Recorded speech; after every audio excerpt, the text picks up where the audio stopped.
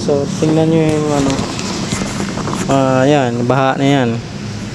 Maraming stranded na papasok sa trabaho yan, dahil sa baha kasi malakas ang ano ng bagyo. Kaya nangyari, may mga nanguuli pa ng isda yan, mga bangus yan. Yan sa mga ano yan, no? Tingnan nyo, napakalalim yun, no? Parang ilog na talaga to pag ano, lubog na yung bus, wala na, tirik na yung bus. Kaya rescue na sila, guys.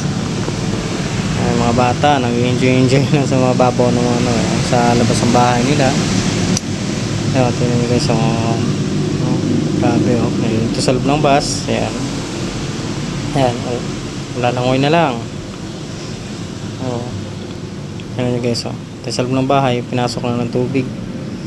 Ayan, mga ano, wala na kailangan ng jet ski siguro, dito mga sasakyan. Ayan, tapos na, parang ilog na talaga. Ayan, kasan ng loob to para makapasok na sa trabaho. Iba na grabe yung bahay. Meron pa na slide to. Ayan, grabe talagang pisala ng bagyong to. So ayan, grabe.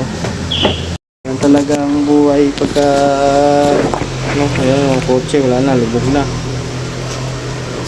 Ayan guys, kawawa ng mga kapwa natin mga Pinoy. Traffic na kasi bagyo.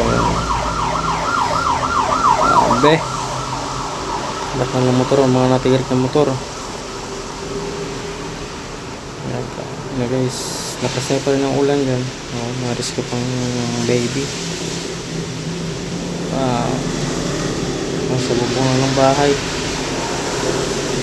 Ayan, tingnan nyo guys, malapit na sa bubong yung kotse, wala na, lubog na talaga. Lakas ang baha.